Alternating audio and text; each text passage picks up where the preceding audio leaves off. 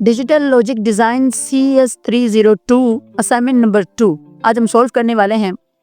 और हमारे पास ये एक क्वेश्चन है, क्वेश्चन नंबर 1।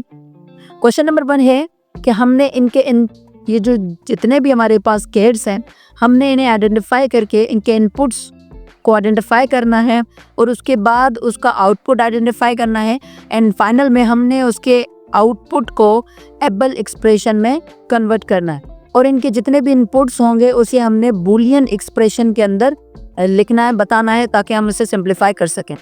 तो मेरा नाम है मोहम्मद यासीन और आप लोग देख रहे हैं इल्मो नोबा और आज हम सॉल्व करेंगे CS302 assignment number 2।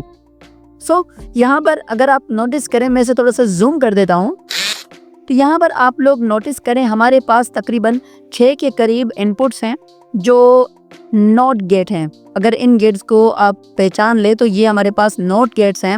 In not gate में होता ये है कि जो भी आप वैल्यू डालते हैं ये उसका उल्टा करते हैं। दैट मीन्स अगर वैल्यू 1 है तो 0 हो जाएगा और अगर वैल्यू 0 है तो ऑटोमेटिकली उसका आउटपुट 1 हो जाएगा। दैट मीन्स ये नॉट गेट है, ये हमारे जो भी हम इनपुट डालेंगे उसे वो 0 में कन्वर्ट करेगा, जिसे हम कॉम्प्लीमेंट भी कहते हैं। नेक्स्ट हमारे पास दूसरी इनपुट, यहाँ पर इसी ए की अगर आप दूसरी लाइन को देखेंगे, ये हमारे पास सिंपल ए है और ये हमारे पास कॉम्प्लीमेंट ए है। इसी तरीके से ये हमारे पास कॉम्प्लीमेंट बी है और ये हमारे पास सिंपल बी है और इसी तरीके से complement C and simple C. That means अगर ये 1 होगा तो ये ऑटोमेटिकली 0 कन्वर्ट हो जाएगा और ये नॉर्मली 1 ही होगा। अगर इनपुट 0 है तो ये 1 हो जाएगा और ये जो है ना 0 होगा। एज इट इज सेम है। चूंकि हमारे पास यहाँ पर जो भी इनपुट्स है वो नंबर्स नहीं है, ABC के सूरत में, तो हमने इसके जो बूलियन एक्सप्रेशंस है ना वो भी हमने ABC की सूरत में ही लिखने होंगे। उसके बाद ओवरऑल ये इनपुट्स आगे जाकर हमारे कुछ एंड गेट के साथ कनेक्ट होते हैं। ठीक है, अब हमने यहाँ पर आपको जो रेड डॉट नजर आ रहा है, ये रेड डॉट दैट मीन्स ये हमारा एंड 1 मीन्स ये जो एंड गेट है इसके साथ 3 इनपुट्स है। ठीक है, इसके साथ 3 इनपुट है। पहला जो इनपुट है वो सिंपल ए है, दूसरा जो इनपुट है वो भी सिंपल बी है और जो तीसरा इनपुट है वो सिंपल एफ है। तो यहाँ पर हमारे पास के 3 इनपुट्स हैं एंड गेट 1 के, जो यहाँ पर ओवरऑल आइडेंटिफाई मौजूद है। नेक्स्ट अगर मैं एंड गेट 2 की बात करूँ तो एंड गेट 2 में जो इनपुट आ रहा है वो कॉम्प्लीमेंट बी आ रहा है।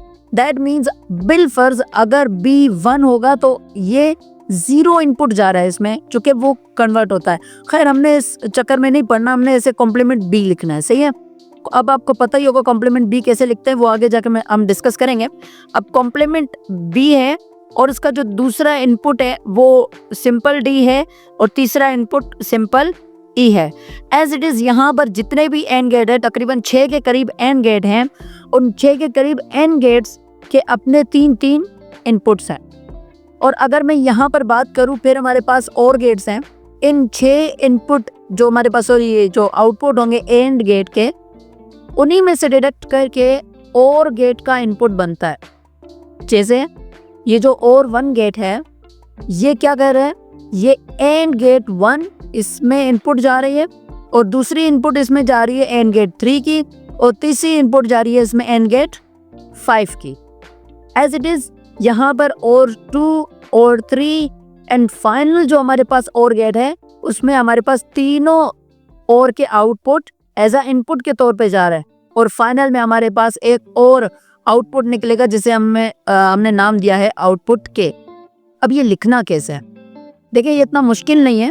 ठीक है, अगर मैं अपने डॉक्यूमेंट में जाऊं, यहाँ पर ये डॉक्यूमेंट आप लोगों को फ्री ऑफ कॉस्ट डिस्क्रिप्शन में लिंक मौजूद होगा। लास्ट डिस्क्रिप्शन के अंदर जो मैंने फाइल की लिंक दी थी उसमें कुछ प्रॉब्लम्स आ रही थी। इंशाल्लाह इसमें कोई प्रॉब्लम नहीं आएगा। 1 क्लिक के ऊपर आप इसे डाउनलोड कर सकते हैं।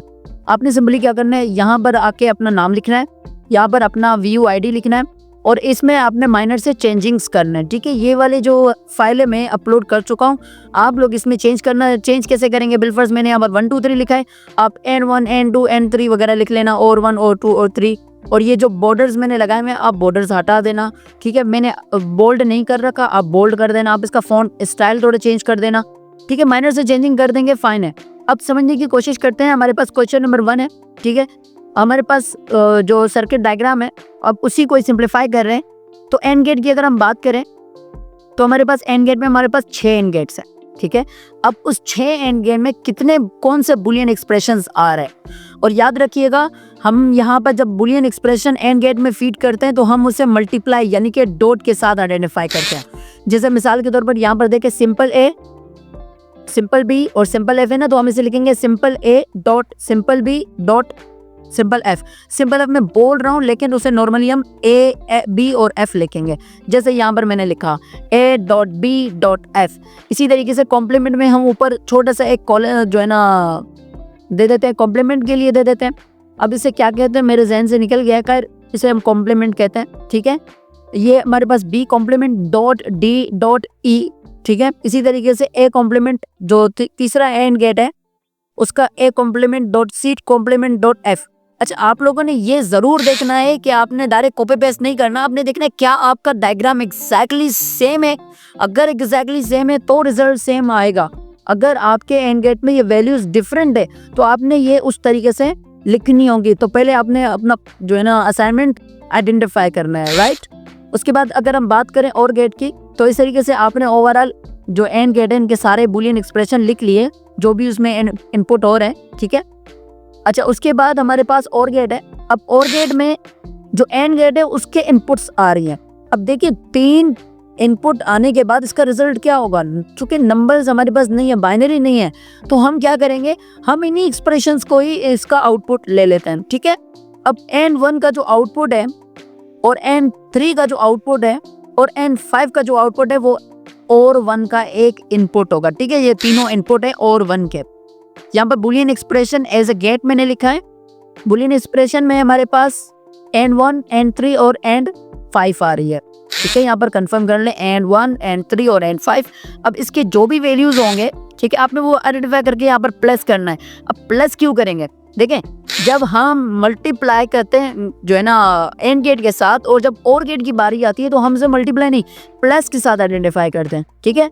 यानी कि AND gate 1 plus AND gate 3 plus AND gate 5, यानी इसकी जो भी वैल्यूज होंगी वो प्लस हो जाएंगी, फाइन।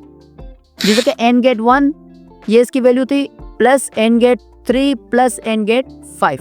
इसी तरीके से मैंने यहाँ पर इन तीनों के भी आइडेंटिफाई करके निकाल लिए हैं। उसके बाद हमारे पास लास्ट है और गेट। अब और गेट के अंदर इनपुट कौन सी आ रही है, और 1 और 2 और 3। उसके बाद फाइनली मैंने इन सबको प्लस किया है, ठीक है। ऑफ कोर्स चौथा भी और ही है, तो इसीलिए यहाँ पर चौथा जो है ना भी प्लस होगा, फाइन। ओवरऑल ये आपके पास कंप्लीट आ गया। अब आपने क्या करना है, अब आपने करना है convert output Boolean into able expressions, ठीक है। मैंने क्या किया है, ये जो मेरे पास कंप्लीट है ना, यहाँ पर जो भी मेरे पास आ रही है जो A dot B dot F dot, मैंने सिंपली क्या किया, मैंने सिंपली ये किया है कि मैंने इन डॉट्स को एंड में कन्वर्ट कर दिया है। मैंने यहाँ पर स्पेसेस दिए हैं, आप स्पेसेस हटा दीजिएगा, ठीक है, ये भी एक डिफरेंस आ जाएगा। यहाँ पर मैंने सिंपली क्या किया है, A AND B AND F, ठीक है, यानी कि ये एबल एक्सप्रेशंस के अंदर ये इसी तरीके से लिखे जाते हैं। और यहाँ पर जो प्लस का सिग्नेचर होगा ना वो हैश सिग्नेचर कहलाता है, ठीक है। और कॉम्प्लीमेंट के लिए हम क्या करते हैं, एक्सक्लेमेटरी साइन का यूज करते हैं कॉम्प्लीमेंट के लिए। जहां भी कॉम्प्लीमेंट आएगा वहां पर एक्सक्लेमेटरी साइन का यूज किया जाएगा। Overall that's it. आप इस तरीके से कंप्लीट कर सकते हैं अपना असाइनमेंट नंबर 2। होप आप लोगों को ये वीडियो पसंद आई होगी। ये कंप्लीट असाइनमेंट लिखने के लिए बहुत मेहनत करना पड़ता है, तो काइंडली वीडियो को लाइक करें, चैनल को सब्सक्राइब करें ताकि हमें भी थोड़ी सी मोटिवेशन मिले। Thanks for watching. मिलते हैं इंशाल्लाह नेक्स्ट वीडियो में। अभी के लिए सिर्फ इतना ही। Thank you. Allah Hafiz.